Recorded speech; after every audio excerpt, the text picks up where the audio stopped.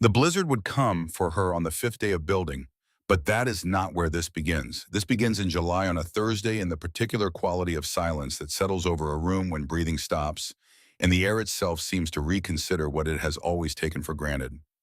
It begins with a hand going cold. Tom Harrowfield had been a carpenter by training and a farmer by necessity, and his hands carried the density of both the specific weight of a man who had used them for everything he had ever made, every fence post driven, every beam fitted, every cold morning milked through. His left hand had been holding hers for the last several hours of the last night, and Margaret had been measuring the grip the way she measured everything that mattered, which was without instruments, with the flat of her attention held still and patient against the thing being measured. His grip had been strong at midnight. At 2 in the morning, it was still strong. At 4, it began to change in a way she would not name, because naming a thing sometimes accelerated it, and she was not ready to accelerate this. The cut had come on a Thursday 3 weeks prior, a branding iron slipping during the summer work, the edge catching the back of his right hand just below the knuckles. She had cleaned it the way her mother had taught her to clean wounds, which was thoroughly and without ceremony, and she had dressed it the way the women of her family had always dressed wounds, which was with the understanding that a wound treated properly in the first hour was a wound that usually stayed a wound and did not become something else. But the red line appeared on Saturday morning thin as a thread along the inside of his forearm, and the thread thickened by Sunday, and by Monday it had become a declaration, and by Thursday of the following week the doctor from Fort Hall had arrived 60 miles north, and looked at Tom's hand and looked at Tom, and then looked at Margaret, and what passed between them in that exchange required no translation. The doctor had done what he could. What he could do had not been enough by one day, possibly two. These were the margins that the territory traded in, not the dramatic failures of distance and cold that people wrote about in letters east, but the ordinary arithmetic of time subtracted from what was needed. The gap between the moment help was summoned and the moment help arrived, a gap that in settled country measured in hours and in Idaho territory measured in days. Tom had known. In the way that a person in the final hours sometimes achieved a clarity that the living could not sustain, he had organized his remaining sentences with the care of a man inventorying what he had left and deciding how each piece should be distributed. He had reached across the bed with his left hand because his right was wrapped and swollen beyond use, and he had found her hand in the dark and taken it, and his grip had been strong in a way that surprised her, the way strength sometimes presented itself at the end as a kind of final statement. His breathing had acquired the specific cadence that she recognized from watching her father's livestock when something had gone past repair, not labored, not struggling, but deliberate, each breath chosen rather than automatic, the body measuring out what remained. Meg don't sell to Bridger. His voice was not weak. It was precise in the way. A voice becomes precise when the speaker understands that each sentence now has a cost and chooses to spend only on what is essential. He has asked me 3 times. She told him she was not selling. He was quiet for a moment that stretched long enough to hear the wind working at the south wall of the cabin, finding the places where the creek clay chinking had dried and cracked and left gaps that should have been filled before winter, but that had not been filled because there had been other work. There was always other work. Then he spoke again, and his voice had shifted into something she had not heard from him before. Not different in pitch or volume, but different in weight. The way stone differs from wood even when both are used to build the same wall. And don't stay in the cabin through another winter. A pause that held its shape. The cabin is too cold. It was always too cold. I am sorry I never built you a better house. She held his hand. She did not say it was fine because it was not fine, and Tom in this final accounting deserved accuracy more than comfort. The cabin had never been adequate, and they had both known it for 5 winters, and the knowing had been a thing they carried together without setting down, because setting it down required looking at it directly, and looking at it directly required having a solution, and neither of them had found one that fit within the limits of what they had. The wind found another gap in the south wall and moved through it, and the stove in the corner, the small iron stove that was genuinely inadequate for the volume of the room, worked against the cold the way a single candle works against a large, dark, visibly pointlessly, without result. He died the next morning. His left hand relaxed in hers, and she held it for another 20 minutes because the warmth was leaving slowly, and she intended to be present for all of it, for the whole departure, the way you are present for a person's entire life if you love them And not only for the hours that are easy to witness. She sat for one full day. She sat in the chair beside the bed in the cabin that was 42 degrees on its worst nights and did not eat and did not light the stove and did not allow herself the relief of planning, because planning was the first step toward the future, and the first day was not for the future. The first day was for the weight of the thing itself, the full and undiminished weight of it without the distraction of deciding what came next. On the morning of the second day, she stood up. She went to the shelf where she kept the notebook, the one where she recorded temperatures and supply inventories and the information a homesteader required when the nearest town was 60 miles south, and the nearest reliable assistance was further than that, and she opened it to a clean page and began writing.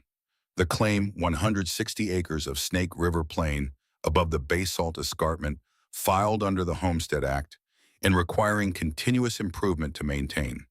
The cattle, 12 head, each accounted for by age and condition. The horse. The log cabin, 12 by 14 feet, single-skin construction, using the Minnesota building practice Tom had learned in his years before they came West Creek, clay chinking applied between the logs that cracked every dry winter and required repeated repair and never fully sealed against the wind, regardless of how many times it was reapplied. The wood supply, the tools, the barn. She stopped at the bottom of the list. She held the pencil above the paper. The pencil stayed there for 10 seconds, which was a long time for a woman who did not pause. She wrote, "I owe Tom a warm house." She read the line. She did not cross it out. She closed the notebook and began breakfast. The log cabin was the central problem, and it had always been the central problem in the specific way that a structure built for one climate becomes a continuous liability when placed in a different one. Tom had learned his trade in Minnesota, where the technique he used was appropriate single-skin log walls with clay, chinking adequate for the humidity that kept the chinking pliable adequate for the tree cover that interrupted the wind before it reached the wall surface. He had built well by the standards he had been taught. The standards did not transfer.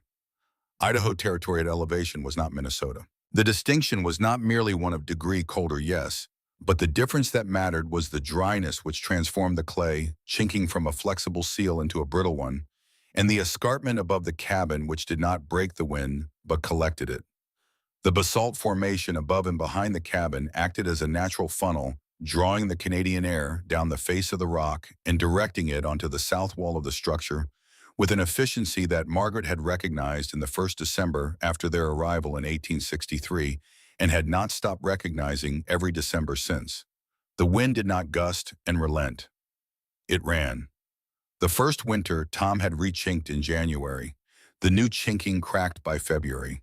He had rechinked again, and by the following October, the cycle had established itself as the permanent condition of the cabin, a structure that required continuous attention to achieve a temperature that was still on the worst nights, 42 degrees. She had been cold in this cabin for 5 winters.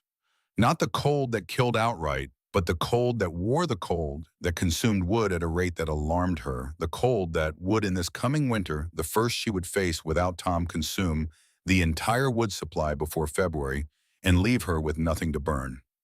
She had cut 7 cords through August and September, working from first light to last light, 6 days a week for 6 weeks. 7 cords alone, one woman with the efficiency of someone who had done this work beside Tom for 5 summers and who understood the motion and the sequencing and who had not allowed herself to think about anything except the motion and the sequencing while she was doing it because the evenings were long enough for thinking and the days needed to be for the work. In the 4th week of cutting, she woke at 4 in the morning and could not raise her right arm. The shoulder had seized, not pulled, not strained in the ordinary sense, but locked from shoulder to elbow in a cramp so complete and systematic that her arm hung at her side with a quality she could only describe as borrowed, as though it belonged to a body other than her own. She lay in the cabin in the darkness, 38 degrees, the stove banked from the night, and looked at the ceiling and did not immediately reach for resolve, because reaching for resolve before you have accurately measured what you are facing is a way of lying to yourself. The thought arrived without preamble, maybe Ruth is right. Maybe I should sell. She did not fight the thought. She let it be present, and she measured it the way she measured temperatures, not with instruments, but with steady attention, the flat of her awareness held against it without flinching. It lasted 90 seconds. She counted without deciding to count, the way a person counts something they need to know the dimensions of. So the next time it appears, they will recognize it and not be caught unprepared. 90 seconds of maybe I should sell. Then she remembered Tom's hand in hers in the dark and the specific precision of his final sentences and the lines she had written in the notebook on the second morning. She sat up. She cooked oatmeal with her left hand. By noon, the right shoulder had loosened enough to grip the axe, and she went back to the wood. But she filed the 90 seconds in the part of her mind where she kept things that might come back, because things that visited once at 4 in the morning in 38-degree darkness had a tendency to return, usually at worst moments and usually with reinforcement. A week after Tom's funeral, Nate Bridger rode up to the claim. He was 58 years old and carried in his face the specific weathering of a man who had been wrong about the weather and about most other things for 20 years running, and who had stopped expecting either to be kind. He had failed at the California goldfields in 49.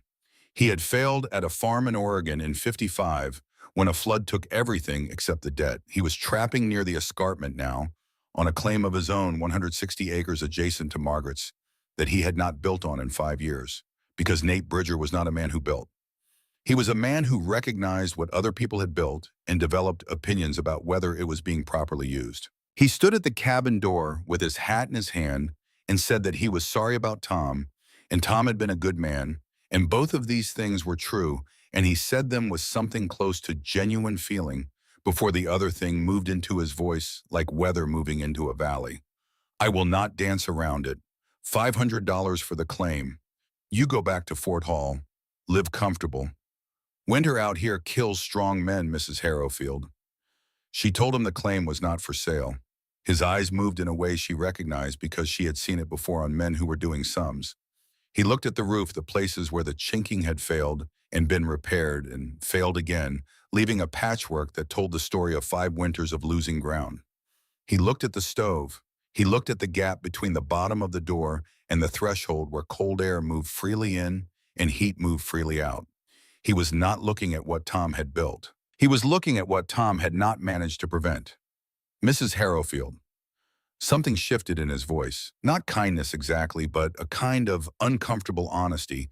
The honesty of a man saying the right thing for reasons that were not right. This cabin will not hold you through February. Tom knew that. I know that. You know that. She told him she knew the cabin would not hold her, but she was not staying in the cabin. He frowned. Where are you planning to stay? In the house I am going to build, she said, and did not add anything to it because anything added would have diminished it, and she needed to hear it said at full weight before she was certain she believed it. Bridger waited for elaboration that did not come. Then he left. But she had seen what she needed to see in the pause before he turned his horse. He was not offering a transaction. He was waiting for a conclusion he had already reached on her behalf, waiting for the cabin to fail, and the winter to provide the argument he could not make on his own. He believed that time was working for him. She intended to prove that belief was the most expensive thing he owned. She found the cave on August 5th while checking the west fence line. The corner post had been leaning since the spring thaw had loosened the soil at its base, and she needed to assess whether it could be reset or needed replacement before the ground hardened in October. She stepped close to the escarpment, face to get the right angle on the post, and she saw the crack, a horizontal fracture in the basalt wall at ground level 6 inches high and perhaps 3 feet wide, the kind of opening that did not announce itself from a distance because a 6-inch gap in a dark stone wall did not catch light in a way that invited notice. She had walked past this section of the escarpment many times in 5 years. She had not been standing at this exact distance and angle before. She knelt. She pressed her hand into the cracked fingers first and felt the air moving outward against her palm. It was cool, not cold, not the summer heat of outside air in August, which had been dry and sharp all week. This was something different. This was the specific temperature of a large enclosed space at equilibrium, the stable and patient coolness of a place that had not been told what season it was outside because the outside could not reach it. She held her hand there for 2 minutes, reading the temperature the way her father James had taught her to read temperature when she was a child in Pennsylvania, which was with skin rather than instruments. The flat of the palm held motionless for a slow count of 60 against whatever you were measuring, then moved to a known reference point, then back. She knew what 52 degrees felt like against skin because she had felt it 10,000 times against the interior walls of her father's house in the mountain country of western Pennsylvania, where James Harrowfield had built his walls from local stone, thick walls of a kind that the neighbors had thought excessive until the 1st January, after which no one thought them excessive again. The inner face of those walls had held 52 degrees through every January of her childhood, indifferent to what the surface world was doing, maintaining the mean annual temperature of the ground below the frost line, with the patience of something that existed on a different timescale than weather. 52 degrees. The temperature at which basalt maintained itself at depth, not the basalt of the surface which changed with the seasons and cracked in the freezing and expanded in the heat, but the basalt below the reach of the frost, where the rock had stopped arguing with the seasons and simply held the average. The rock below remembered the mean. Whatever the surface was doing, frozen, burning, buried under 3 feet of January snow, the rock below held steady the way something holds steady when it is old enough and deep enough to have outlasted its own opinions about change. She went back to the cabin and retrieved the hand lamp and the iron bar she used for fence work. She returned to the crack and widened it, working along the horizontal joint plane, where the basalt had already decided it wanted to separate the rock. Cooperating in its characteristic way, basalt fractured along its cooling joints. The parallel planes formed when the original lava flow had contracted as it cooled over centuries, and the crack she was widening had been a joint long before she arrived, waiting for someone with a bar and a reason. The pieces came away flat, which was the nature of the material. She widened the opening to approximately 3 feet wide and 2 feet high and went in. The cave was 22 feet deep and 14 feet wide at its broadest point, with the ceiling rising to 7 feet at the highest part of the natural arch that formed the roof.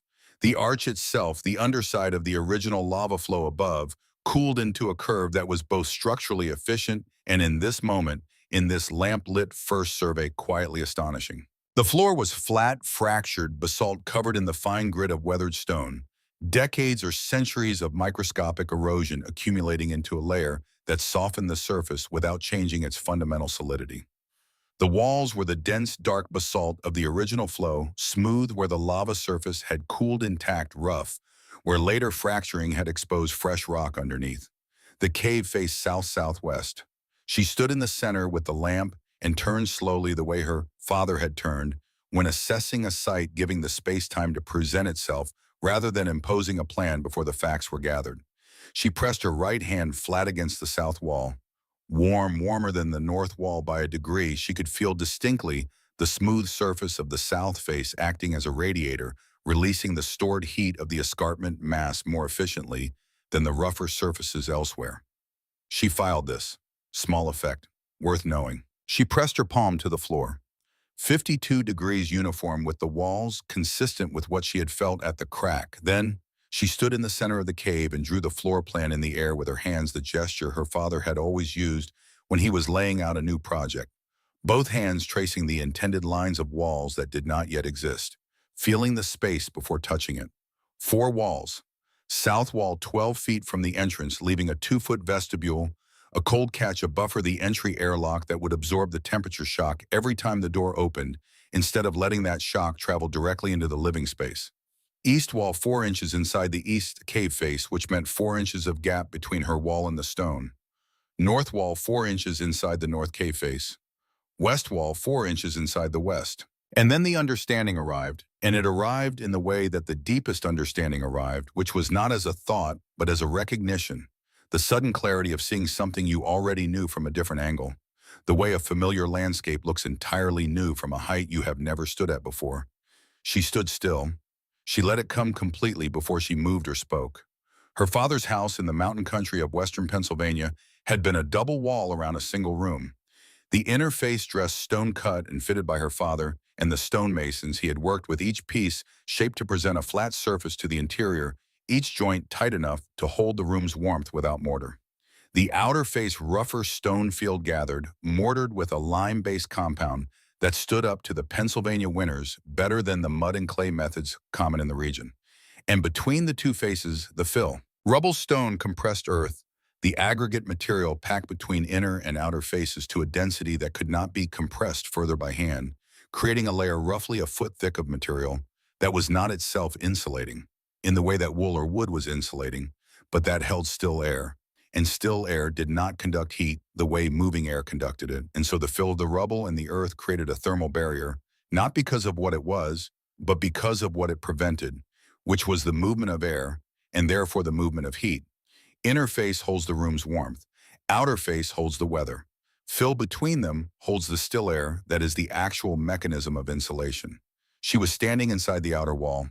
The cave, the escarpment itself, the entire mass of basalt above and behind, and to both sides of the space she was standing in, was the outer face. She did not need to build it. It already existed and it weighed several million tons, and it had been holding the weather back since before the Snake River ran in its current channel. The mountain was the outer wall. She only needed to build the inner wall, a fitted stone interface 4 inches inside the cave surface, the gap filled with loose basalt rubble to hold still air, and the cave's 52-degree baseline would mean her stove was not fighting the full differential between a livable temperature and the outside air. It would only need to fight the difference between 52 and 68 degrees, while the cave wall and the rubble fill managed the difference between 52 and -20. The work was divided. The mountain took the greater share. The stove that had been insufficient for the log cabin, the small iron flat top that consumed wood at an alarming rate and achieved 42 degrees as its best result on the worst nights, would be in this space with this thermal partnership adequate, more than adequate. She sat down on the cave floor and let the understanding settle into practical form, which was the only form that mattered out here because an insight you could not act on was not yet useful. She thought of a specific afternoon, a January afternoon in Pennsylvania, when she had been 9 years old. She had pressed her palm flat against the inner face of her father's wall and felt it warm, genuinely warm, not the surface warmth of proximity to a fire, but the deep stored warmth of stone that had been accumulating heat for months. Then she had run outside through the snow in her wool stockings. Her mother would have been furious if she had seen and pressed her palm against the outer face of the same wall. The cold had gone into her hand like a blade surface cold, and then deeper cold, the cold of stone that had been giving everything it absorbed to the weather for months and had nothing left to offer. She had run back inside, shaking from the cold and from the strangeness of it, and found her father in the back room dressing a stone for the new extension. He was adding that spring mallet in one hand and chisel in the other, working by the quality of the sound as much as by sight. She had asked him why the inside was warm and the outside was cold if it was the same wall. James Harrowfield did not look up from the stone. He said, "Because the wall stands on our side." That was the whole answer. No physical explanation, no discussion of thermal mass or conductivity or the mechanics of insulation. The wall stands on our side. She had understood it at 9 in the way that children understood things before they had the language to explain them, not as a principle, but as a fact of the world, as solid and reliable as the stone itself. And she understood it again now at 51, standing in a basalt cave in Idaho Territory, understanding that the wall she would build inside this cave would stand on her side and the mountain would stand behind it, and between them, they would manage what no single structure built by one woman alone in 6 months could have managed on its own. She came out of the cave with the lamp still burning and stood on the escarpment bench in the August evening and looked east over the Snake River plain, the flat land running away for miles in the particular gold of late summer, the river catching the last light in the far distance, the sky already darkening at the eastern edge, while the west still held pink and orange above the mountains. 60 miles south Fort Hall, 60 miles north, nothing that would help her. 160 acres of claim that a man named Bridger believed was already his by the logic of Winnettar, and his own certainty about what a 51-year-old woman could accomplish alone. She went back to the cabin. She did not light a large fire because the wood needed to last, and she sat in the chair beside the coal stove and opened the notebook to a new page. She wrote August 5th, 1868, found a cave in the south face of the escarpment at the west fence line. Basalt, approximately 22 feet deep, 14 feet wide, 7 feet ceiling height. Temperature 52 degrees Fahrenheit constant, consistent with basalt at depth below frost line. Faces south-southwest. Cave mouth within claim boundary confirmed by survey map on file at Fort Hall, pending verification with Cortland. She stopped writing and held the pencil above the page. Then she added father's method. Inner wall 4 inches inside cave face. Rubble filling cavity. The cave is the outer wall. I only build the inner. She closed the notebook and sat in the dark cabin for a long time, not thinking in the directed way she thought when she was planning, but letting the pieces arrange themselves the way pieces did when the central problem had finally been correctly identified. The cabin was cold because it was a single wall against a 60 below differential. The cave would be warm because the mountain would carry the weight of the differential, and the inner wall she built would only need to manage what remained. The stove that had been overwhelmed by the first task would be sufficient for the second.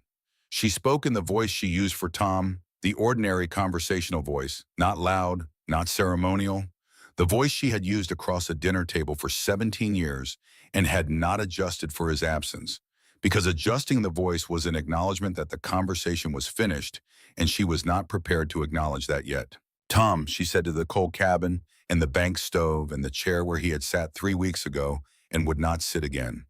I found a cave, and I am going to build a house in it. The house you owed me.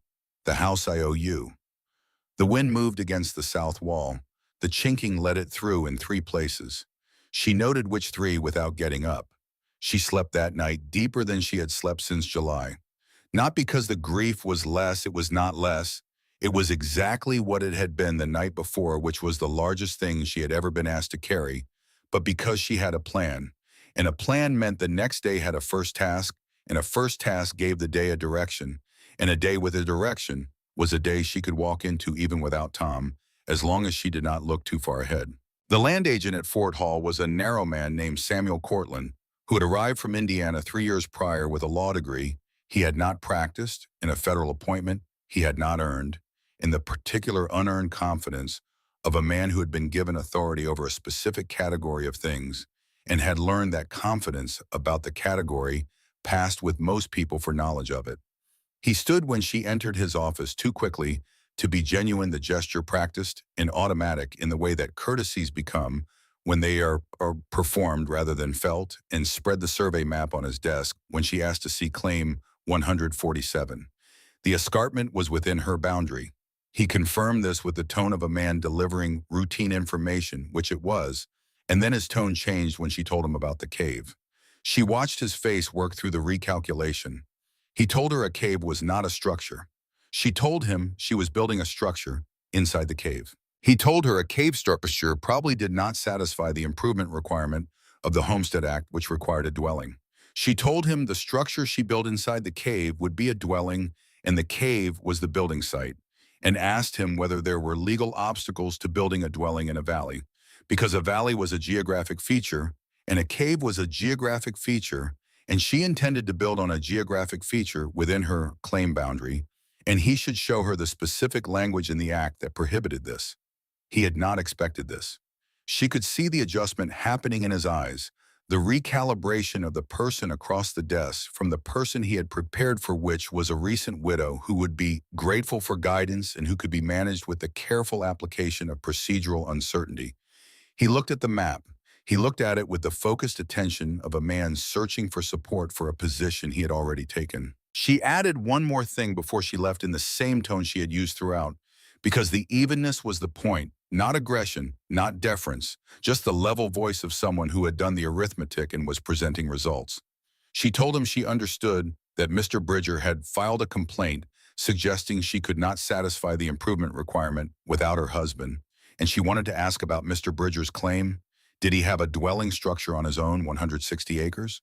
Because to her understanding, Nate Bridger had been living in a canvas tent for 5 years and had not built any permanent improvement on his claim in that entire time.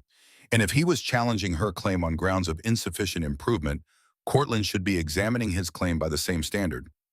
Cortland's face changed, not much a tightening at the corners of his mouth that told her the information was accurate and that he had not expected her to have it. She said she would return in 3 weeks for his answer about the cave structure, and she expected he would have reviewed Bridger's file by then as well. Then she went to the lumber shed and bought 240 board feet of pine. Ruth Olmsted was behind the counter of the main supply store. Ruth was 45 years old and had survived 8 years in Idaho Territory, which was longer than most women lasted, and the survival had given her the specific authority of someone who had paid for their knowledge in a currency that could not be counterfeited. She was not unkind. She was profoundly kind in the way that certain people were kind who had watched the territory take things from people who were not sufficiently prepared and who had decided that kindness meant intervention. Ruth's kindness had the quality of moving water, gentle, consistent, patient, and eventually capable of reshaping what it ran against. She looked at the lumber in the wagon. She looked at Margaret. She said, "Come back here a minute," and her voice had the gravity of something that had been composing itself for some time. Behind the counter, away from the other customers, Ruth told her about Bridger's complaint. Then she said she had to say one more thing, even though Margaret would not want to hear it, and her voice shifted from warning into something heavier, the weight of a thing carried for 2 years and only now being set down. Emily had died in February of '66, 8 years old. Pneumonia in the cabin, snow drifted halfway up the door, no one able to get through for 4 days. The cabin at 30 degrees. She had held her daughter and burned the furniture one piece at a time to try to keep the temperature above the point where the body stopped defending itself, and it had not been enough. And Emily had died at 3 in the morning. And Ruth had been carrying the specific shape of that failure ever since, the failure not of love or effort, but of walls of a structure that had been inadequate to the one task that mattered. Ruth's eyes were red, but she was not crying. She had cried about this for 2 years and was through crying, and what remained was something that occupied the space after crying stopped. Not grief exactly, but the hardened residue of grief, the fear. The specific terror of a woman who had watched cold kill her child and who could not tolerate watching another woman walk toward the same cold alone. Margaret stood with Ruth in the back of the supply store and looked at her clearly. This was not the opposition she had expected today. She had expected Cortland's procedural resistance. She had expected Bridger's calculation. She had not expected this, a woman whose refusal came from love. That loss had deformed into something controlling, who was not trying to take her land, but trying in the only way available to someone who had failed to protect what she loved, to prevent the repetition of that failure in another body. She spoke gently, more gently than she had spoken to anyone since the morning after Tom died. She told Ruth she was not Emily. She was 51 years old, and she knew how stone worked, and she would not die of cold. And she said she understood why Ruth was afraid, because the fear was reasonable given what Ruth had been through, and she was not dismissing it, she was only declining to be governed by it. Ruth said Margaret didn't understand. Nobody understood until they lost a child. Margaret did not argue the point. She said, "I will come back. You will see me come back." She paid for her supplies. She loaded the wagon. She pointed the horse north toward the escarpment and the cave and the work that was waiting, and she did not look back at Fort Hall as she left it, because looking back at something you had resolved to move past was a way of suggesting the resolution was incomplete. 3 weeks later, she returned. Cortland told her the act did not specifically prohibit cave construction. He said it with the manner of a man who had hoped the records would support him and had found they did not, who was complying with the evidence rather than agreeing with the outcome. He noted the question was not settled in case law. She told him he could note what he liked. She asked about Bridger's complaint. Cortland said it was under review. She asked about Bridger's own claim. He said nothing for a moment, and the silence carried the specific weight of a man who had looked at a file he had not wanted to look at and found what he had not wanted to find. She drove the wagon to the lumber yard for the second load of pine and began the preparation for what she had written in the notebook as a debt, and what she understood in a deeper register as a reckoning. Not with Bridger, not with Cortland, not even with the winter that was coming, but with the simple fact that a person who knew how to do something had a responsibility to do it, and that she knew how to do this, and that the cave in the escarpment had been waiting in the dark for someone who would recognize what it was, which was an outer wall, already built, already in place, already doing the work of holding the weather back, needing only the inner wall, that a woman who had grown up pressing her palm against her father's stone and asking why it was warm now understood how to build. The next task was the stone. She walked the escarpment bench with new eyes, seeing what she had never bothered to see before, because she had not previously needed it. The flat-faced basalt scattered at the base of the formation, and covering the cave floor, the pieces fractured along the original cooling joints into precisely the shapes that dry stone construction required: 12 to 18 inches in the longest dimension, 3 to 5 inches thick, at least one flat face suitable for an interior surface. Not every piece, many pieces. Enough pieces if she sorted carefully and rejected the unsuitable and kept only what would give her the three-point contact that dry stonework demanded. She began sorting on the 20th of August. She would sort 412 stones before construction began in November, working the pile each morning before the heat of the day made the open bench uncomfortable, carrying the acceptable pieces into the cave and stacking them against the north wall, where they would wait, each one selected and assessed and committed to a function before she had laid a single course. The debt had a plan. The plan had a first task. The first task was a stone. She picked up the first stone. The sorting took longer than she had estimated, which was the first lesson the basalt taught her about working with a material that did not negotiate. She had planned 3 weeks for the stone preparation.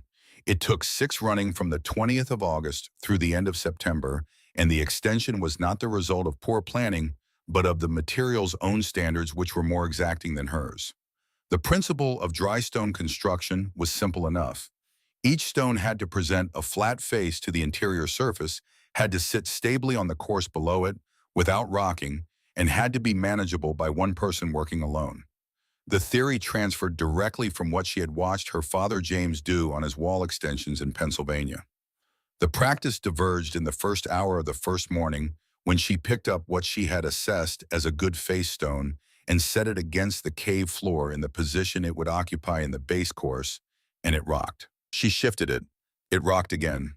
The flat face she had selected in open daylight proved under the more demanding test of actual placement to be not quite flat, a slight convexity in the center barely visible that prevented the three-point contact dry stonework required. She set it in the reject pile and picked up the next stone. 1 and 3 went to the reject pile that first week. The ratio improved as her eye calibrated as she learned what the basalt here would and would not do, as she developed the specific vocabulary of touch that let her fingers read what her eyes could not fully assess: the slight give of a stone with a hidden fracture, the reliable solidity of one whose flat face was genuine rather than approximate. By the 4th week, she was rejecting 1 and 5. By the 6th week, 1 and 8. The learning had a cause, which was time, and the time came from daylight, and daylight in September was already beginning to shorten. She carried the selected face stones into the cave herself, each one at chest height, through the widened entrance, stacking them against the north wall. In the order she intended to use them: base course stones at the bottom of the stack. Through stones separated out the irregular pieces that would fill the cavity behind the finished face set outside in a separate pile she would draw from as she built each section. The fill pile grew faster than the face stone pile. Basalt that was too thick or too irregular for a finished surface was often excellent fill, dense, irregular enough to lock against adjacent pieces without gaps heavy enough to resist settling. She was wasteful of nothing. The door panels she built in the barn through September and October, working in the evenings after the stone sorting, was done in the particular quality of light that came through the barn's west-facing boards in the late afternoon amber and directional good for the detail work of fitting tongue and groove boards. Tom had taught her the basics of door construction in their 2nd year on the claim, when the barn door had warped beyond use and they had built a replacement together, and her hands had retained the sequence, even if the specifics required working out again from first principles. 2 panels instead of 1. This had been the calculation she returned to repeatedly before committing to it. A single 7-foot door would be the traditional solution, and she had considered it, but a 7-foot door of the thickness required to seal against Idaho winter wind in an unheated entrance would weigh more than she could reliably move on her own, especially over the course of a winter during which her strength would be subject to variables she could not fully predict. 2 panels at roughly half the mass each solved the problem at the cost of a center post, a vertical member set into the cave floor between the 2 panels that she would latch against to complete the seal. The center post added complexity to the ceiling but removed the risk of a single door she could not open in an emergency. She built the panels flat on the barn floor where she had room to work and where the boards could be clamped during the gluing of the tongue and groove joints. Pine 2¼ inches thick, diagonal cross brace on the interior face for racking resistance, the brace running from the lower hinge corner to the upper latch corner, which was the direction the load would pull when the wind pushed on the outside surface. She had learned the direction of the brace from a conversation she had with a carpenter who had come through the territory 3 years ago, a detail she had stored without knowing she would need it the way she stored most things that seemed worth knowing. The hinge hardware she had bought at Fort Hall, the clay chinking compound, a commercial-grade material that held its flexibility at lower temperatures than the creek clay she had been using on the log cabin she had bought in the same trip more than she thought she needed. Because the one thing the territory had taught her consistently was that whatever quantity she estimated was the right amount usually proved to be 80% of the actual requirement. Bridger came at the end of September on a morning when the air had shed its summer weight and replaced it with something thinner and more honest, the first genuine edge of the coming season. She heard his horse from 200 yards because she knew the rhythm of it, the left front favoring a slight hitch in the gait from an old injury that had never fully resolved a sound as distinctive as a voice. She did not look up from the stone she was sorting when he rode into the bench above the cave entrance and stopped. He sat on the horse for a long time looking at what she had made of the escarpment, the sorted piles of face stone, the fill pile, the widened cave entrance, its original 6-inch crack now open to 3 feet wide and chest height rough at the edges where the bar had worked along the joint planes. The system she had imposed on what had been raw material lying where it had fallen, a system that was visible in the arrangement that announced intention as clearly as a set of architectural drawings might, to someone who knew how to read construction rather than paper. He dismounted. He walked to the cave entrance and stood there, one hand on the edge of the widened opening, and looked in. He stood without speaking for what felt like a full minute, looking at the stacked face stones against the north wall, at the flat floor that she had cleared and swept, at the cave itself and its dimensions, and its quality of air, and its promise of what it would become. When he turned back, his face was different from any version of his face she had seen before. Not calculating, not the appraising look he had brought to the cabin a week after Tom's funeral, the eyes of a man doing arithmetic about what someone else owned. Something else occupied his face, something that sat behind his eyes rather than in front of them, something she needed a moment to identify because she had not expected to see it in Nate Bridger, and things seen in unexpected places sometimes took a moment to recognize. It was pain. Unguarded, unmanaged, the kind that showed through when a person was caught off guard by something that touched a wound they had not finished healing. He told her he had found this cave 3 years ago. He said it plainly, without strategy, the voice of a man saying something true rather than useful. He had crawled in and felt the air and understood that it was worth something, but he had not known what to do with it. He was not a stonemason. He was not a builder. He had been a failed miner since California and a failed farmer since Oregon, and he had been a failed trapper since he arrived in Idaho Territory. And now he was standing outside a claim he had tried to acquire for a year, watching a woman transform the thing he had found but could not use into a dwelling. Margaret stopped sorting. She looked at Bridger with the full attention she gave to things she needed to understand accurately, without the filter of what she had already decided about them. He was 58 years old and had been wrong about his own life for 20 years and knew it. And there was a specific kind of grief in that, not the grief of loss, which was what she carried, but the grief of capacity never realized of seeing what a thing could be and lacking the means to make it so. He was not evil, she thought.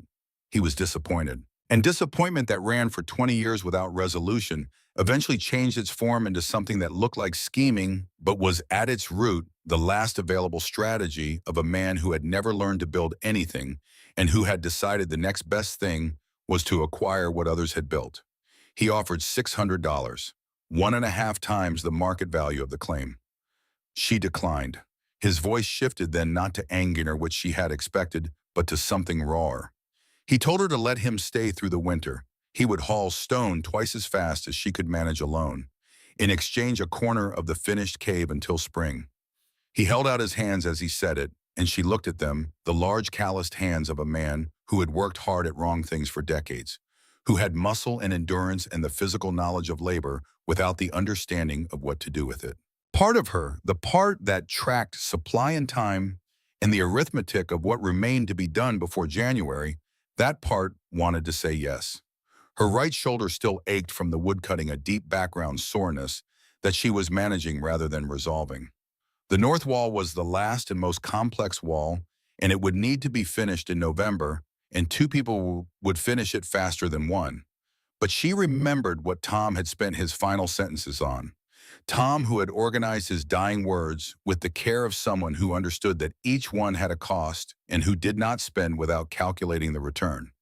He had used sentences on two things, the apology about the cabin and the warning about Bridger. He had not elaborated on the warning. A dying man who chose his words with that precision had not omitted the elaboration accidentally. She told Bridger he should build on his own claim before Cortland inspected it, and that she built alone. He stood for another moment with his hands still slightly extended, the offer suspended between them in the cooling September air. Then he mounted his horse and gathered the reins and looked down at her from the saddle with a directness that was different from calculation, the directness of a man making a statement he had thought through and intended to fulfill. You will regret it when January comes and the walls are not finished because you tried to do it alone. He rode off the bench and down the trail toward his own claim, and she watched him go until the uneven rhythm of his horse's hoofbeats faded into the general sound of the wind against the escarpment. Then she picked up the next stone.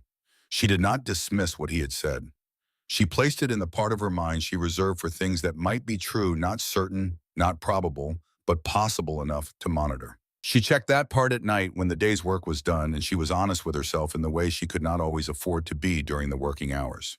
His words went in there alongside the 90 seconds from August, alongside the awareness of the shoulder, alongside the specific arithmetic of what remained to be done and how many days remained to do it. She did not flinch from the inventory. Flinching did not change the numbers. She hung the door panels in November. The hanging was the day she had been both anticipating and quietly dreading since she had laid out the panel dimensions in September, because it was the day that required driving the hinge pins into the basalt cave wall with a cold chisel, and a stone hammer and basalt did not forgive incorrectly placed holes. She had measured the hinge positions 4 times from 3 separate reference points before she touched the chisel to the stone, and she had measured again the morning of the hanging, because precision and preparation was the only thing that stood between her and an error she could not undo. The first panel went up on November 3rd. She had devised a rope system using the block and tackle from the barn rigging. The panel raised by the block until the upper hinge was at the correct height, then held in position by the rope tied to the center post footing, while she drove the lower pin, then released slowly while she checked the swing.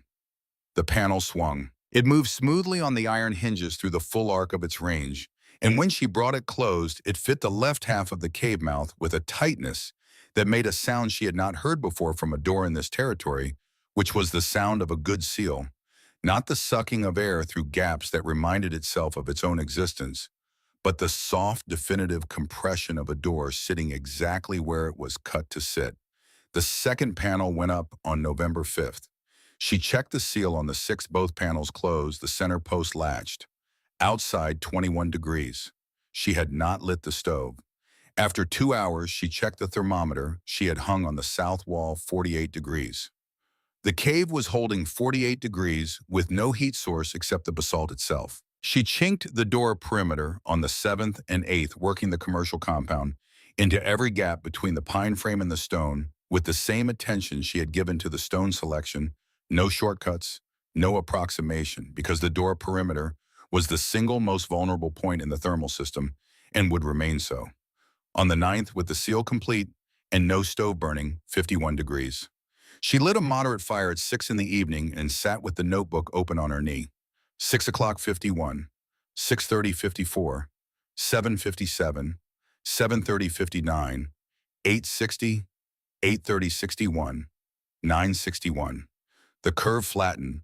The cave had found its equilibrium in 2 hours at 61 degrees on a moderate fire, a fire that would have struggled to maintain 45 in the log cabin under equivalent outside conditions. She wrote in the notebook without allowing herself to respond to the numbers emotionally, because the numbers deserved accuracy more than they deserved celebration, and accuracy required she write exactly what she had measured and let the measurement speak for itself. What it said was this: 40% of the log cabin fuel rate in equivalent conditions. The cave was carrying 33 of the 43 degrees of differential that the stove had previously been required to manage alone. The stove had not changed.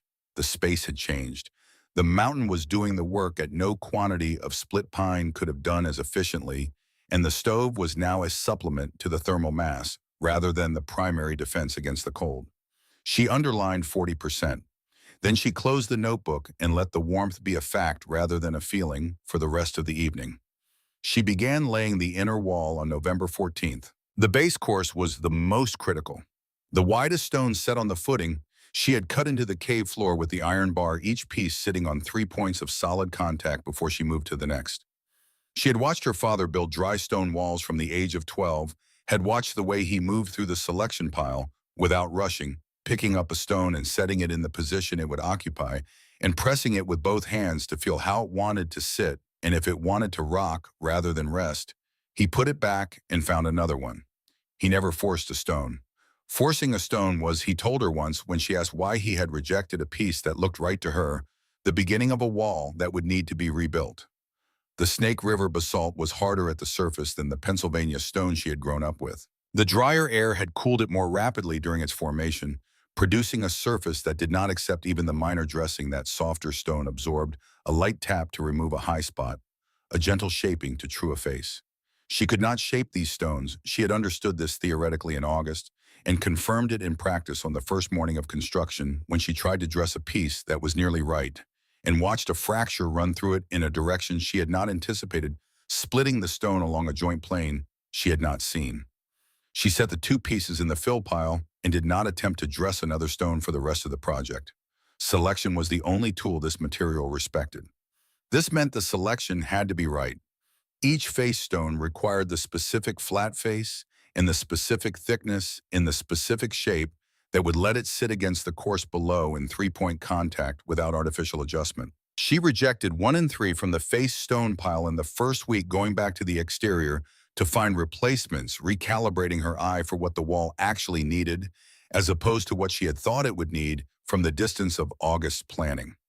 On the 3rd day, she placed the first through stone, the longest flat piece in the pile, running the full 7-inch thickness of the wall, tying the face course to the rubble fill, behind it in the single gesture that made a dry stone wall a unified structure rather than a veneer.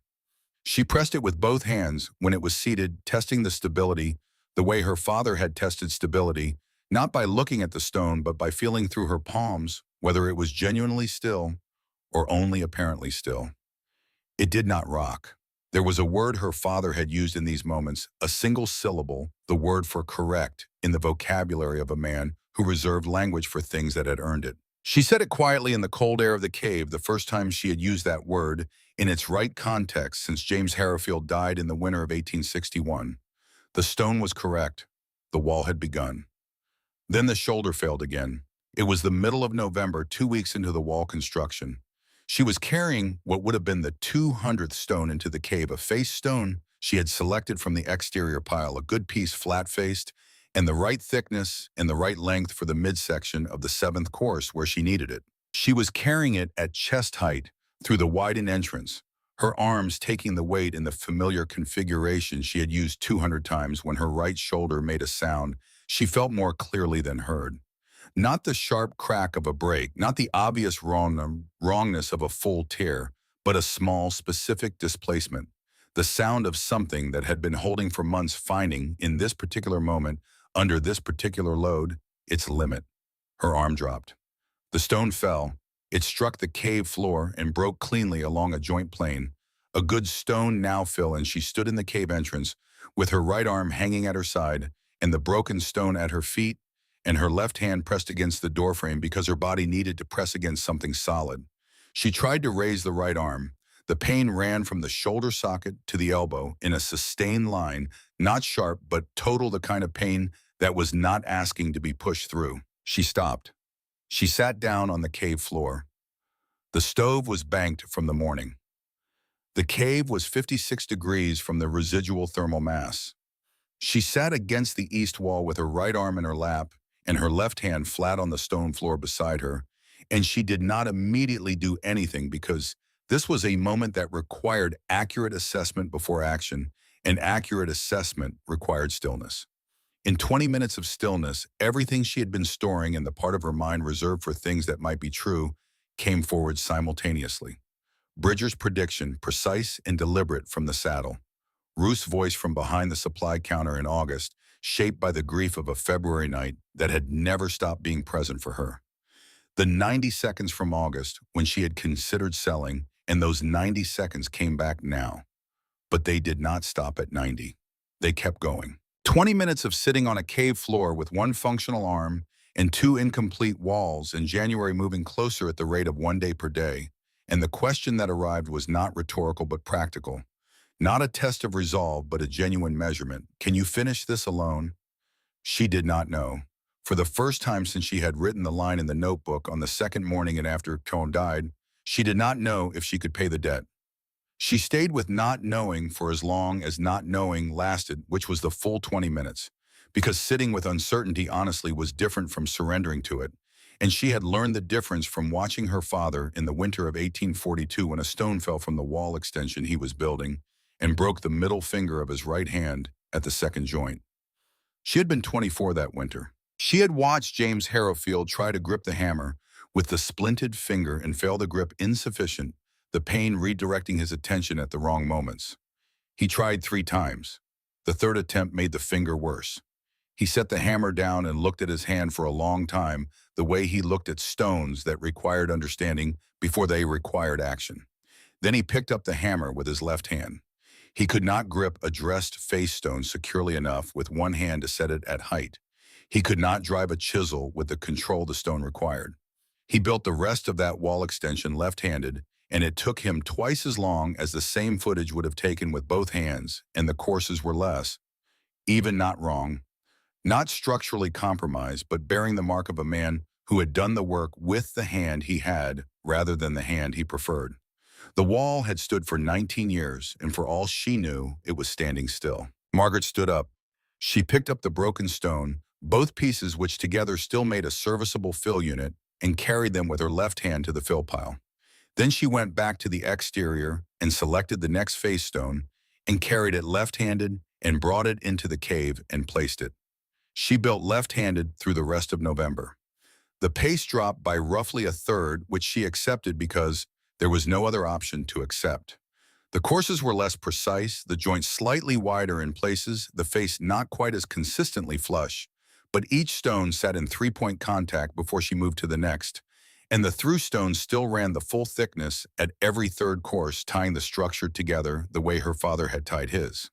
The standard she applied was not her own preference, but the wall's requirement, and the wall's requirement was stability, not beauty. The south wall she finished in the first week of left-handed work, 8 courses to the height she had planned, the cavity behind it packed with rubble, filled tamped to the resistance she could feel through the iron bar. The east wall she completed in the last week of November, the fills settled in behind each section as the courses rose. By the beginning of December, the right shoulder had begun to recover, not to full capacity, not to the state it had been in before August, but to functional use. She returned to right-handed work for the lower and middle courses and favored the left for the overhead work, where holding weight at arm's length above her head demanded more from the damaged joint than she was willing to risk. Ruth Olmsted drove a wagon up the escarpment in mid-December. Margaret heard the wheels on the frozen ground from inside the cave where she was laying the 7th course of the north wall. The last wall, the wall that Bridger had predicted, would not be finished. She set down the stone she was holding and went to the door. Ruth was climbing down from the wagon seat with the careful movement of a woman who had driven 60 miles and whose body was making note of it. Her face, when she turned toward the cave entrance, carried the specific expression of someone who had been composing something for weeks and was not entirely certain the composition would survive contact with the reality it had been written about. Margaret opened the door. The warmth came out not dramatically, not as a rush, but as an unmistakable fact. The way warmth moved from an enclosed space into a colder one when the boundary between them was removed. Ruth stopped. She was standing in the doorway and she did not move for 10 seconds.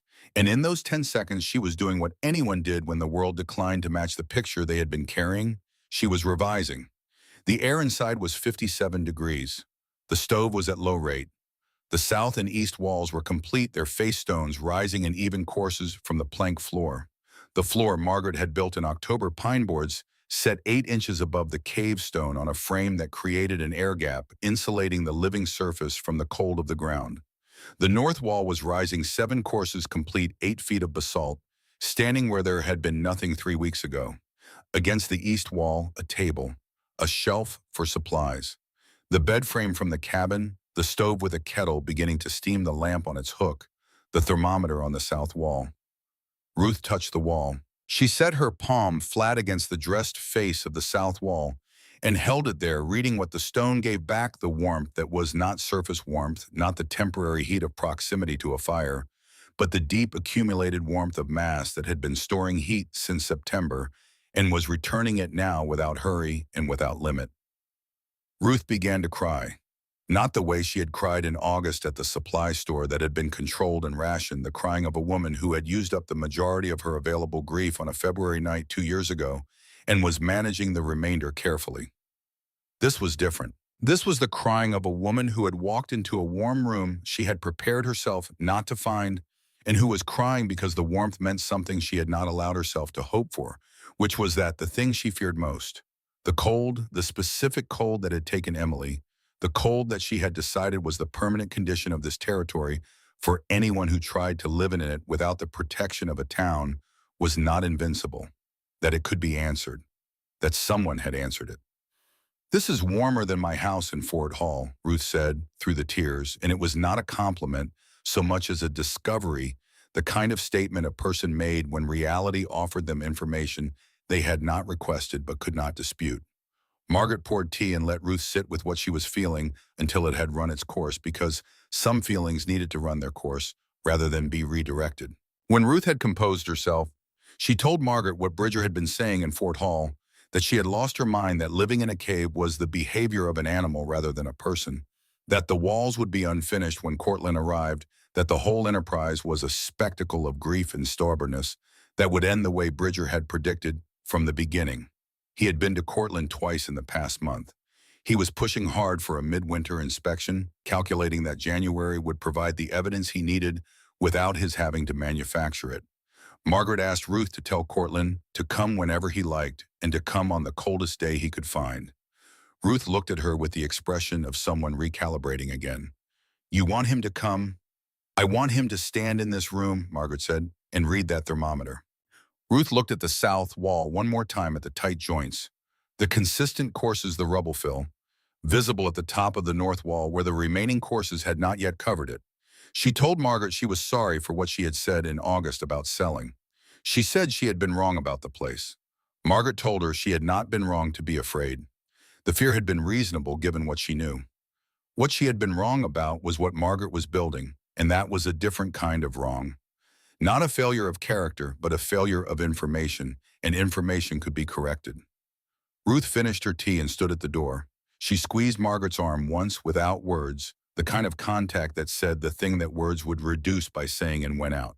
Margaret stood in the doorway and watched the wagon go south, growing smaller against the white plain until it disappeared into the distance, and then she went back to the north wall and picked up the stone she had set down when she heard the wheels. The thermal data she recorded through December told the story in the only language she fully trusted, which was numbers. December 8th, outside 14 degrees. Cave 59 degrees at moderate stove rate. December 15th, outside 7 degrees. Cave 58 at low rate. December 22nd, the longest night of the year, outside -3. Cave 60 at moderate rate. Stove consumption for the week ending December 22nd, less than a quarter cord. The equivalent week in the log cabin by her records from the previous 3 winters had consumed between 8/10 and a full cord. She wrote these figures in the notebook without commentary because the commentary was contained in the comparison and she did not need to amplify what the numbers already said. What they said was that the system was working at the level she had calculated and slightly beyond it, and that the stove's role had been correctly reduced from primary heat source to supplement. On December 28th, she closed the 12th of 14 required courses on the north wall. She stopped because her shoulder was signaling with the deep, specific ache she had learned to read as a boundary rather than a complaint that she had reached the sustainable limit for the day. She had 2 courses remaining, the final 2, the ceiling courses. The courses that would require her to hold each stone above her head against the natural arch of the cave roof and maintain pressure for 30 seconds while the dry stone friction engaged. She could not do those courses today. She needed rest. She needed to move the horses from the upper barn to the lean-to against the south face of the escarpment before the next serious cold event, and she needed to stock the lean-to with hay. The final two courses she set for the first week of January. She stood inside the nearly complete room on the evening of December 28th and lit a full fire and watched the thermometer climb 58, 60, 62, settling at 63 on full stoke. Outside, -1. She went out and stood in the -1 air and looked at the escarpment face. The cave mouth was invisible. The door panels she had daubed with the gray-brown creek clay from the drainage below the escarpment had taken on the coloration of the surrounding stone so thoroughly that you had to know exactly where to look to find the seam. She had not planned this. It had happened because the clay was the same material as the stone, and the door frame sat flush with the escarpment face, and the territory had its own aesthetic, which was the aesthetic of things that blended into the landscape, because the landscape did not accommodate anything that did not blend. She spoke to the cold air and the basalt and whatever was present when you said the name of someone who was gone, but who would have understood completely what you had built and precisely why. Tom, come and see this. On January 2nd, a writer from Fort Hall brought a letter. Cortland's handwriting careful and deliberate. Mrs. Harrifield, I will inspect your claim on January 20th to assess improvement compliance.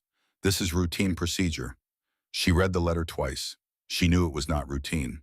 Bridger had pushed it through, had maneuvered Cortland into scheduling a midwinter inspection because he believed January would provide the evidence that 5 months of trying to acquire her claim had not. He believed she would be huddled in the log cabin at 35 degrees, unable to demonstrate anything, and that Cortland would stand in the cold and make the determination Bridger had been working towards since August. She smiled, the first real smile since July, the kind that came from the body rather than the will. She said aloud to the sealed room and the warm walls and the thermometer, reading 60 degrees in January, "Come on the 20th, I will make tea." But the smile faded when she looked at the north wall. 2 courses short of the ceiling. If the magpies left before the 20th, if the sustained blizzard the territory produced in its worst weeks arrived before those 2 courses were laid, the gap at the top of the north wall would let the wind pour through the finished room, the way cold poured through every unfinished thing in this territory, which was completely and without apology. She needed to finish. She had time. Probably.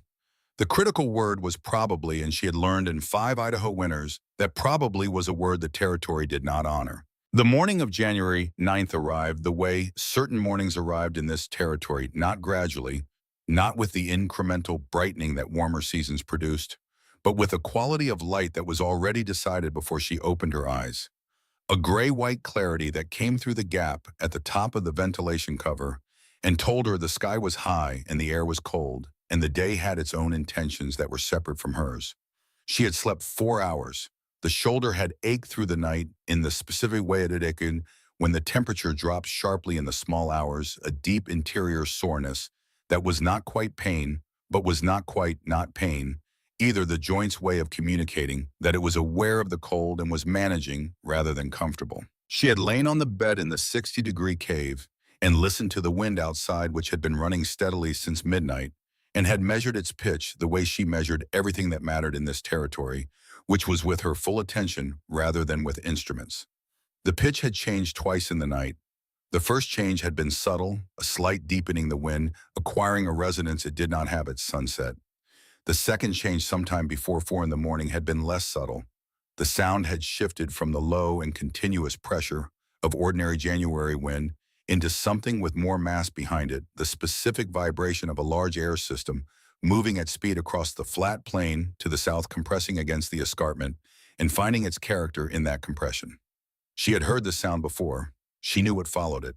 She rose before first light and opened the cave door. The cold hit her face with the particular quality of air that had been traveling a long distance without interruption, dry in, absolute, carrying the temperature of everything it had crossed rather than the temperature of where it currently stood.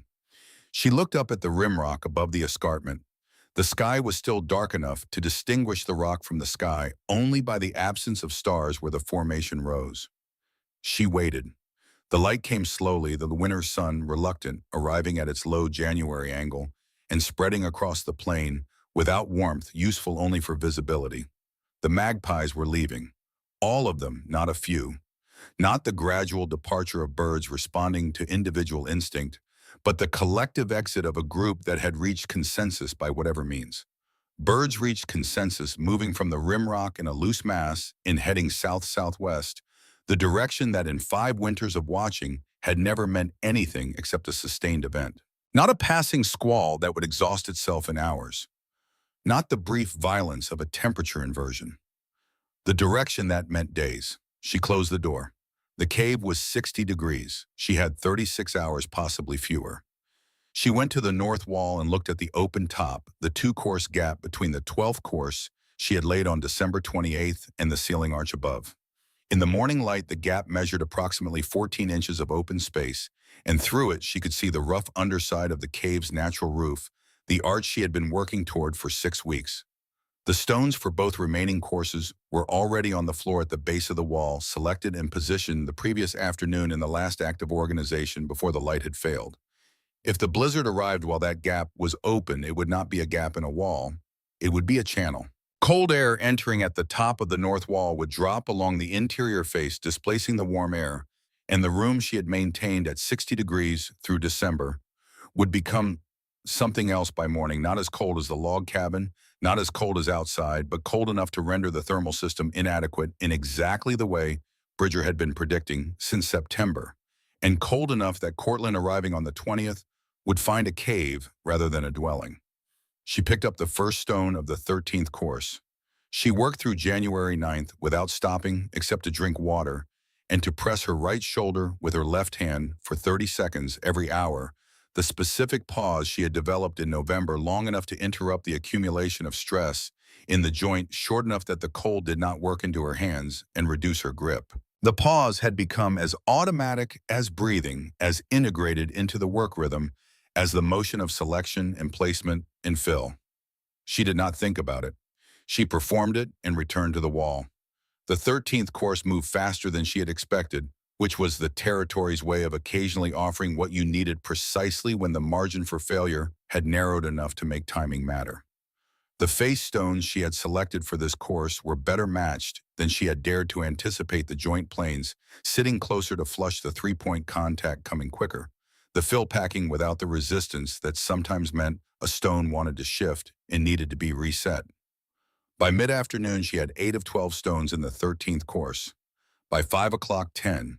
By the time the light failed and she was working by the lamps reached 12. She stopped for 2 hours to eat and to feed the horses in the lean-to, checking the structure she had built against the south face of the escarpment in December, the rough timber frame and canvas roof that broke the wind and let the horses share their own warmth in a contained space. The hay was adequate.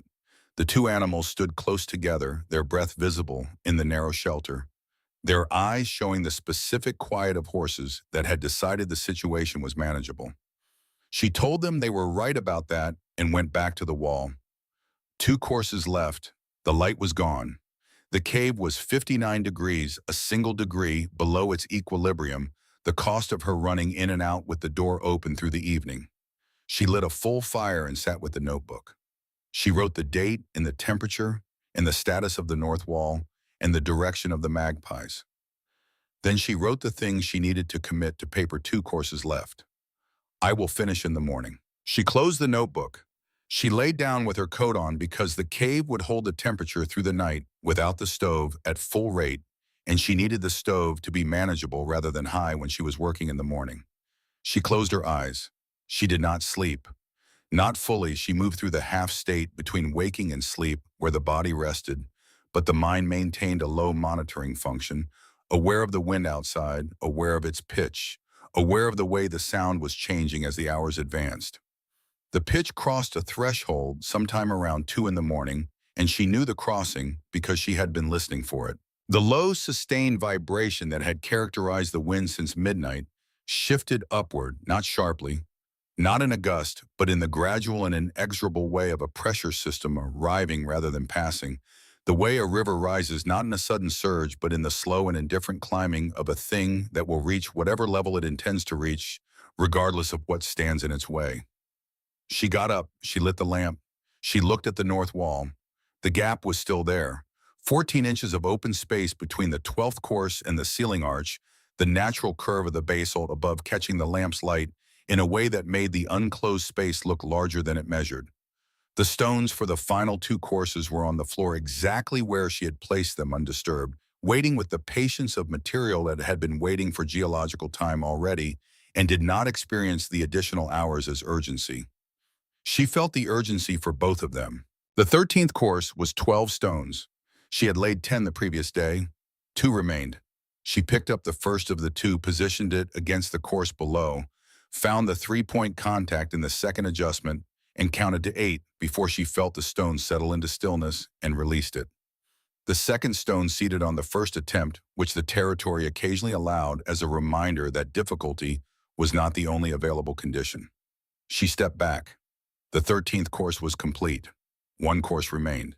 5 stones cut by the narrowing geometry of the ceiling arch, the final course shorter than those below it, because the arch reduced the span as it curved toward its crown, and the stones she had selected for this course were correspondingly shorter, their natural fracture faces chosen to approximate the curve's geometry as closely as dry stonework without cutting could approximate it. This was the course that required her to hold each stone above her head with both arms fully extended and press it against the junction between the ceiling arch and the course below, maintaining pressure for 30 seconds while the dry stone friction engaged between 3 contact surfaces. Simultaneously, the stone's upper face against the cave ceiling, its lower face against the course below, and its side face against the adjacent stone. It was the most physically demanding position of the entire construction. She had known this since she planned the wall in August and had been thinking about it in the background of every other task since November. The weight of the stone held at full arm extension above the head placed the load at the maximum moment arm from the shoulder joint, the worst possible geometry for a joint that had already demonstrated twice that it was operating near its limit. She picked up the first stone of the 14th course and raised it above her head. Her arms shook at 15 seconds, which was earlier than she had hoped. The shaking was not weakness exactly, but the body's honest accounting of what it had already spent 6 weeks of continuous construction, the December work the entire previous day, and its communication that the reserves were present but not abundant. At 20 seconds, she closed her eyes, removing the visual distraction of the lamplit cave, the shadow of her own arms above her, the sight of the gap that was closing 1 stone at a time. Closed eyes simplified the available information to what mattered, which was the pressure in her palms and the count in her head, and the status of the contact points between the stone and the surfaces it was trying to become part of. At 25 seconds, her left arm began the specific tremor that began in the forearm and traveled upward toward the shoulder, the tremor of a muscle group that had been doing more than its share since November and was honest about having a limit. At 28 seconds, the stone shifted a quarter-inch sideways, and her body responded before her mind gave the instruction, pushing from the legs upward through the hips and spine and into her arms, driving the stone back into position with the accumulated intention of everything she had done since August, the sorting and the preparation and the door construction and the 2 months of laying courses and the left-handed November and the 30-second hourly pauses and the night she had spent half awake listening to the wind's pitch change. 28, 29, 30. She released. The stone held. She did not pause between the first and second stone, except to reposition her feet because stopping fully would have meant setting down the momentum that was carrying her through the course, and momentum in this territory, once set down, was not guaranteed to be recoverable. The second stone seated in 28 seconds. The third in 32, one of those stones that required the full count plus a moment of held breath at the end before the friction committed. The fourth in 25, the easiest placement of the course, the geometry working in her favor for once. The fifth and final stone.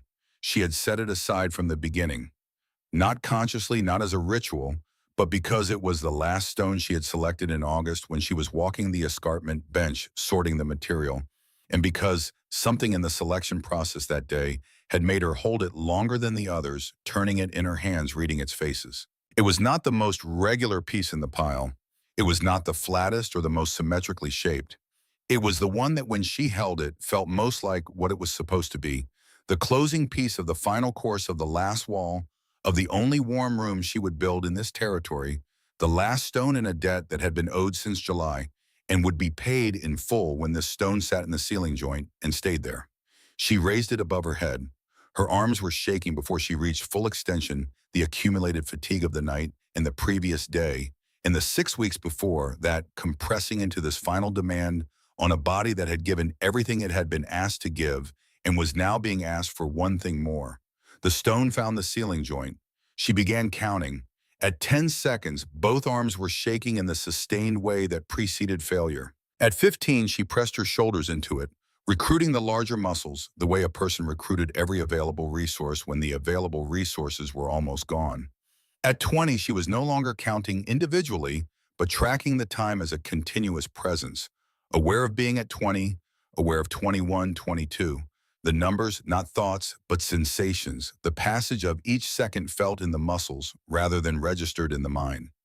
At 26, she felt the stone begin to shift, the same quarter-inch rightward movement the first stone had made, and she responded the same way: legs, hips, spine, the full column of her body converted into upward force, pressing the stone into the junction between the ceiling arch and the course below, with everything she had left. 28, 29, 30. She released. She kept her hands above her head for 2 additional seconds, palms still open, fingers still spread in the position of holding. Not because the stone needed it, because she needed to feel the precise moment when the stone that had been hers became the wall's, when it crossed from a thing she was holding to a thing that was holding itself, the transfer of load from her hands to the structure she had built, the completion of something that had been accumulating toward this moment since a Thursday in July when she sat beside a bed and held a hand that was going cold. She lowered her arms. She stepped back. She looked at the north wall in the lamplight.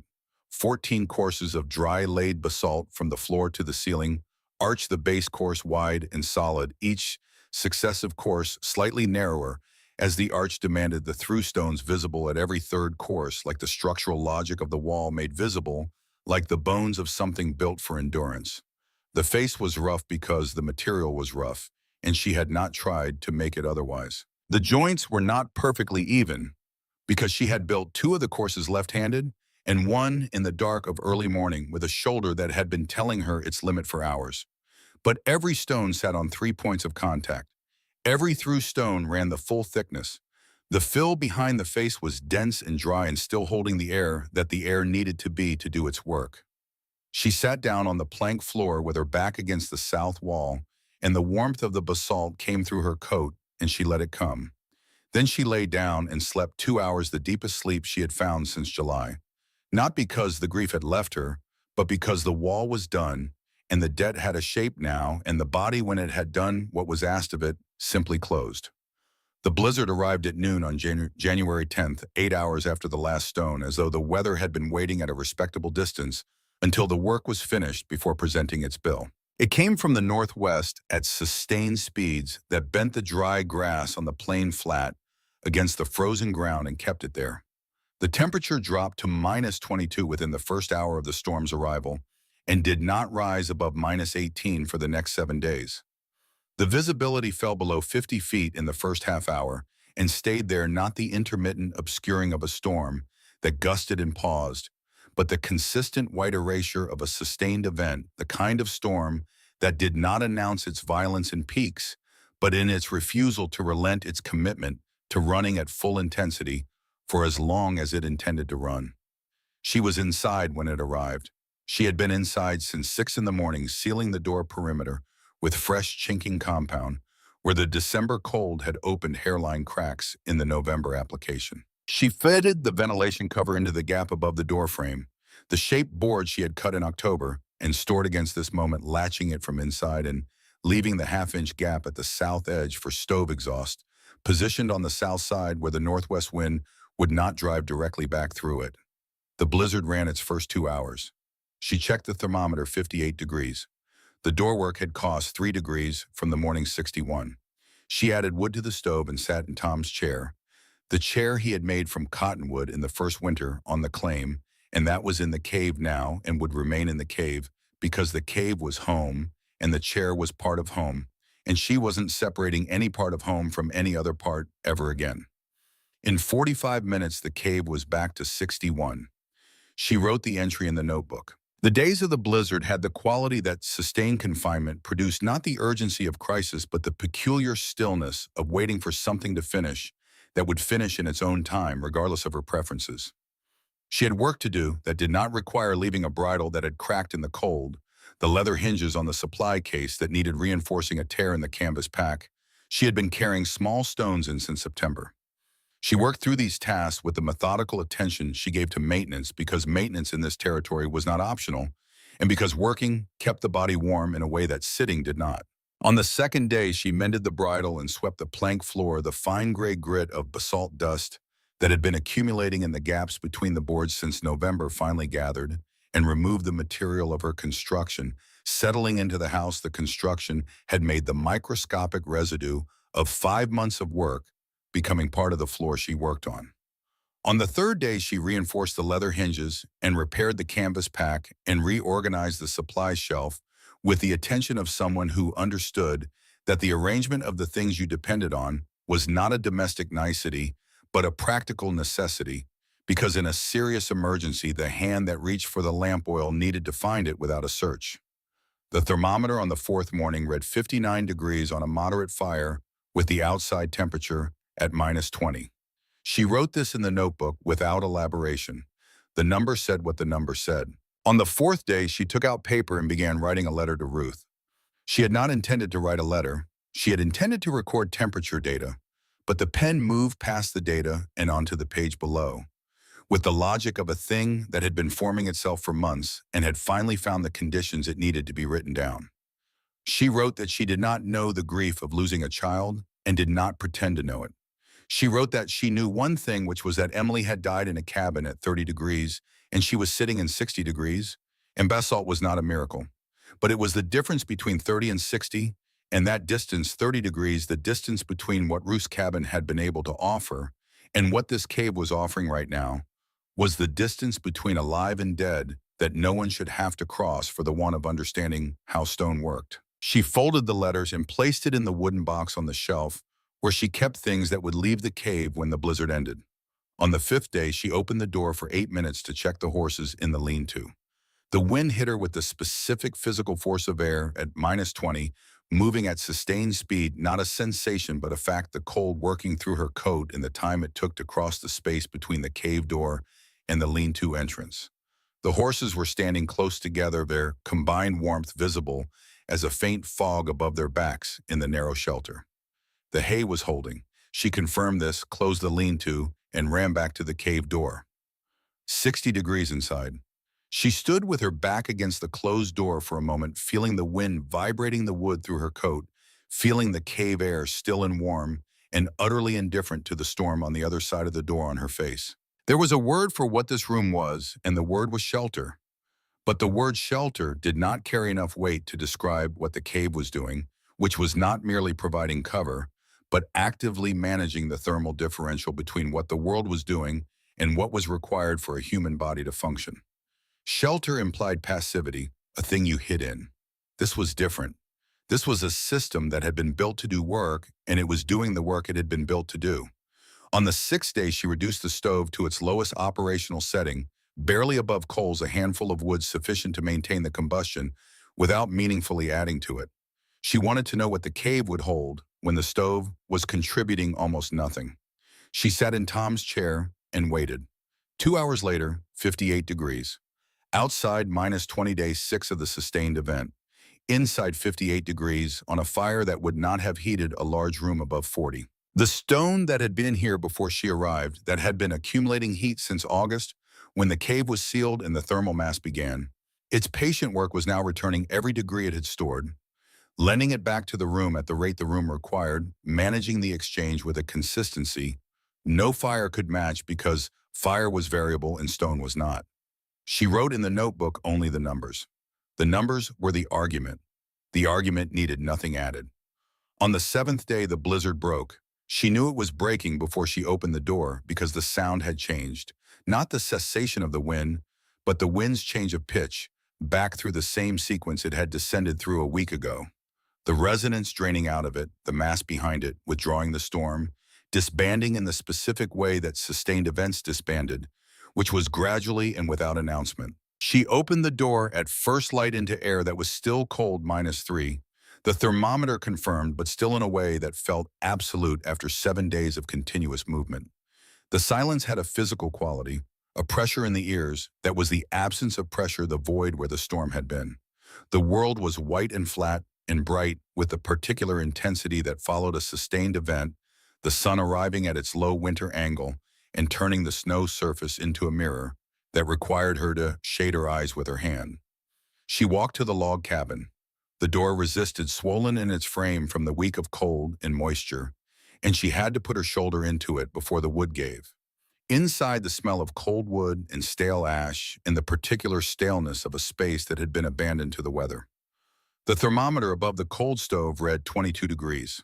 The coals she had banked before the blizzard had given what they could give in the first day, and nothing after that, and the cabin had spent the remaining 6 days at the weather's temperature, because the weather and the cabin had never been separate systems. The cabin was not a house. It had always been a place where weather came inside and a stove tried to argue with it, and sometimes the stove kept up with the argument, and sometimes it did not. She looked at the bed where Tom had died. She looked at the shelf where the flour tins sat empty. She looked at the iron stove that had done its best for 5 winters and had never been equal to the task the territory set for it, not because it was poorly made, but because the task was the wrong one, because you could not ask a small stove to compensate for a building that had not been designed for this climate and expect the stove to close a gap that wide indefinitely. She said what you said to a place that had held your life and would now hold only the memory of it. Thank you for the years. Then she pulled the door closed and walked back through the knee-deep snow to the cave. 4 days later, on the morning of January 20th, she heard hoofbeats. 3 horses, not one. She closed the notebook she had been writing in and went to the door. Samuel Cortland dismounted first from a bay mare, his face red at the cheekbones where the cold had found the exposed skin above his coat collar. Behind him on a gray gelding, Nate Bridger, his face carrying the particular set of a man who had arrived to witness the confirmation of a prediction he had been living inside for months. And behind Bridger, unexpected and uninvited, and entirely characteristic on a wagon she had driven 60 miles north from Fort Hall on the snow-packed trail, Ruth Olmsted climbing down from the seat with the deliberate pace of a woman who had decided to be somewhere and treated the distance between herself and that somewhere as a logistical problem rather than an argument. Cortland stood before the escarpment and looked for the door. He could not find it. Margaret let him look. She let 10 seconds pass, the same 10 seconds she would have given the stone to declare itself, before deciding whether to reset it, and then she spoke from inside the doorframe. "To your left, Mr. Cortland." 3 feet. He turned. He found the door.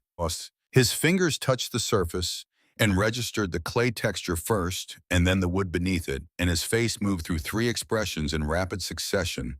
The confusion of a man who had expected to find one thing and found another, the recognition of what the other thing was, and then the third expression, which was the one she had not seen on Samuel Cortland before: respect.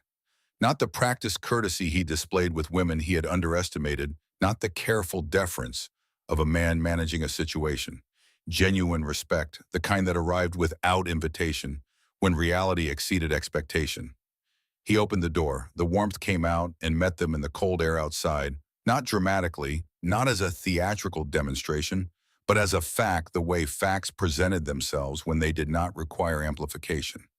Cortland stepped inside. Bridger followed. Ruth came last, walking with the deliberate pace of a woman who intended to see everything and knew she would. The cave was 60 degrees. The stove was at moderate rate. The 4 walls rose from the plank floor to the ceiling, arch in dry-laid basalt, the face courses even and tight-jointed, the through stones showing at every third course. The table against the east wall, the shelf for supplies, the bed frame, the stove with a kettle beginning to steam the lamp on its hook, the wooden box on the shelf where the letter to Ruth sat waiting, the thermometer on the south wall. Cortland moved through the room, slowly looking at it the way a man looked at something he was trying to understand, rather than something he was trying to assess. He touched the south wall with his palm and held it there, his face registering what the stone returned: months of accumulated warmth. The mountain's patience made tangible warmth that did not come from the stove and would not leave when the stone went cold. He looked at the ceiling arch. He looked at the floor, the planks, the air gap beneath. He looked at the door frame, the tight fit of the pine panels against the basalt opening, the clay chinking that sealed the perimeter. He did not speak for 2 full minutes. Bridger spoke first, and his voice had the sound of a man maintaining a position by repetition because the room was not cooperating with his argument. This is a cave. It is not a house. Ruth stepped forward. She had been standing near the south wall with her hand flat against the stone, and when she stepped forward, her voice carried the weight of someone who had been waiting 8 years to say something this specific. Mr. Cortland, I visited this structure in December when the outside temperature was 25 degrees. The inside was 57 degrees on a low fire. I have lived in Fort Hall for 8 years, and I have not been in a house this warm in winter. Not once.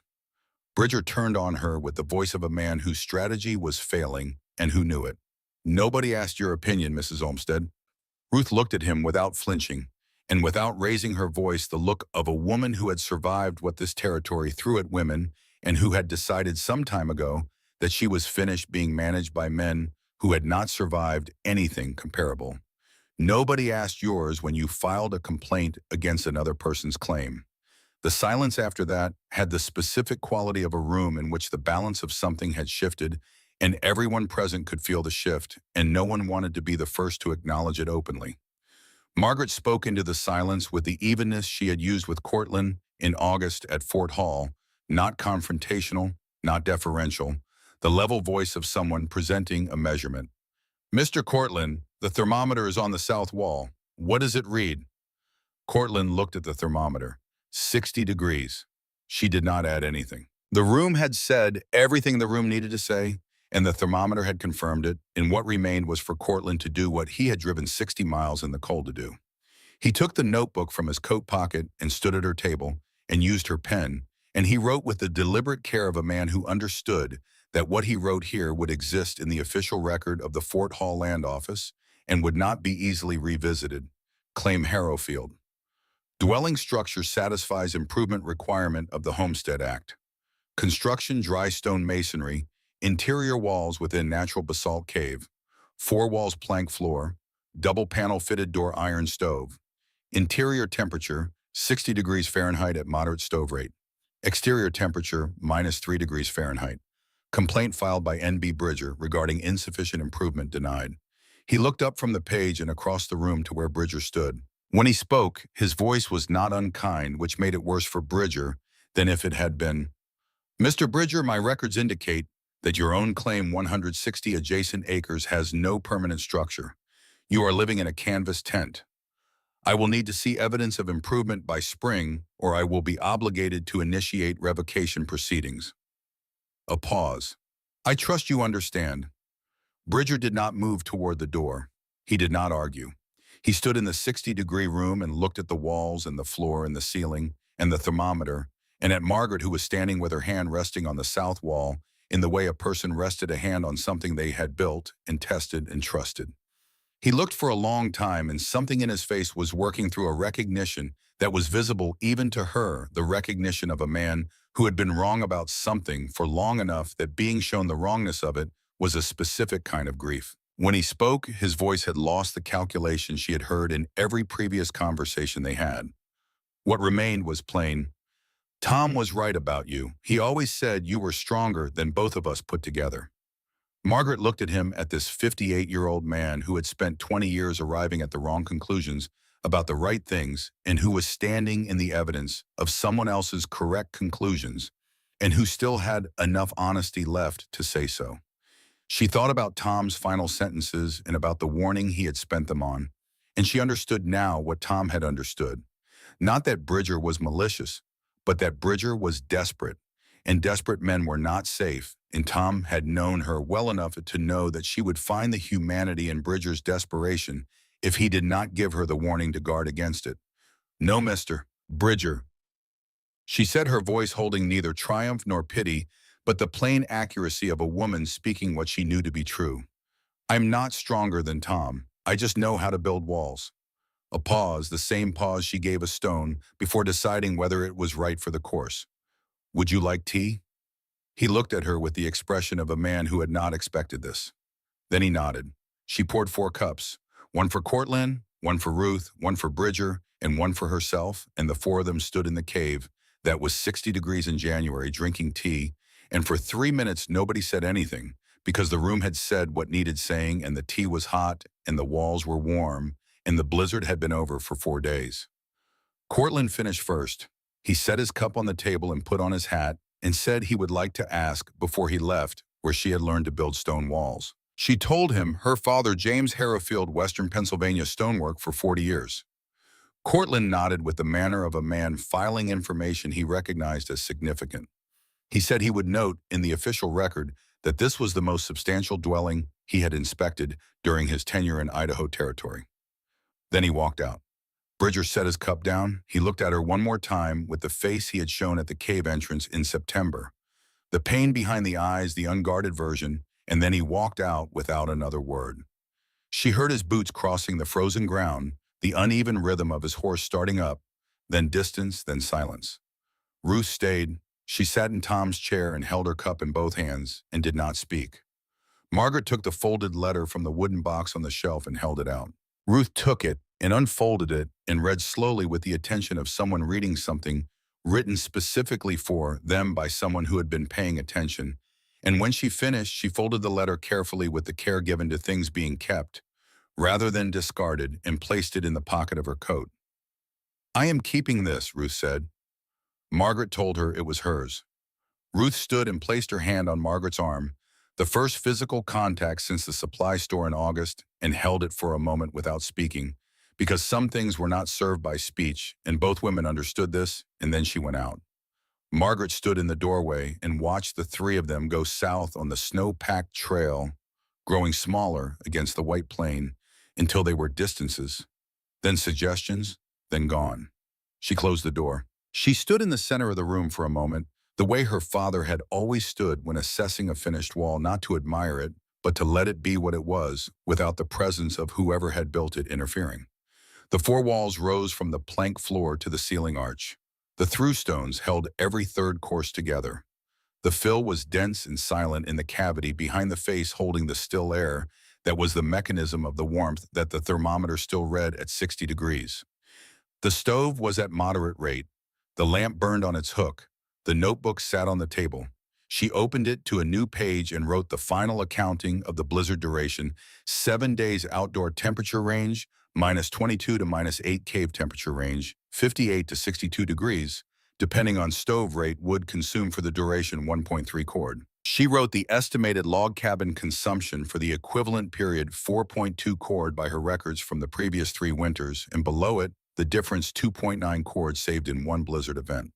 Then she pressed the pen into the paper with the deliberate pressure she had given to stones in the final course, not hard enough to damage, but firm enough to leave a mark that would last. And she wrote, "Father built the wall in the mountain country of Pennsylvania from local stone, and it kept the family warm for 40 years. I built the wall in the basalt of Idaho Territory from the same principle, and the blizzard could not touch it. The material changes. The principle does not change."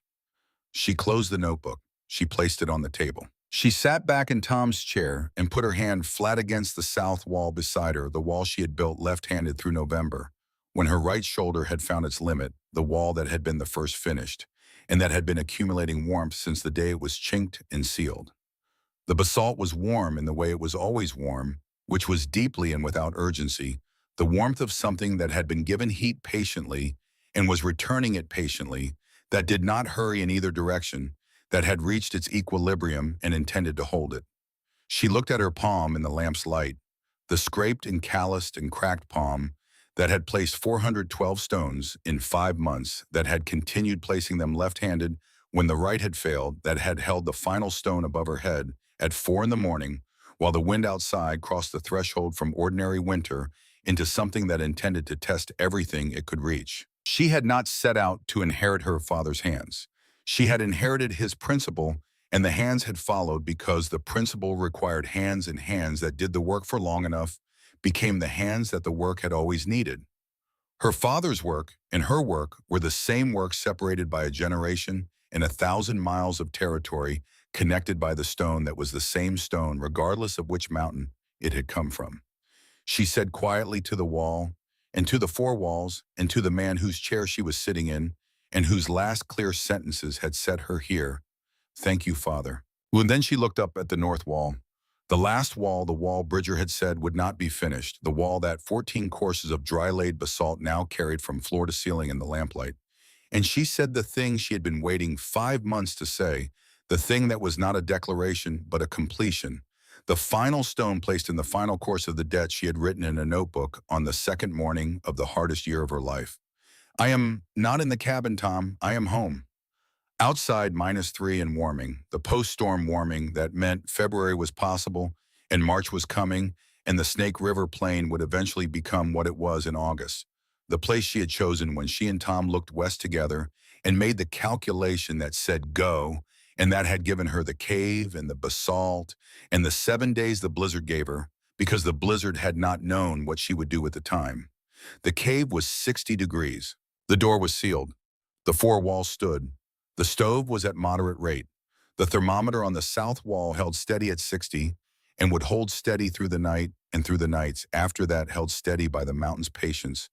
And the principle her father had pressed into her palms with 40 years of stonework, and one sentence that had been true in Pennsylvania and was true in Idaho Territory and would be true in any place where someone understood which side the wall was standing on.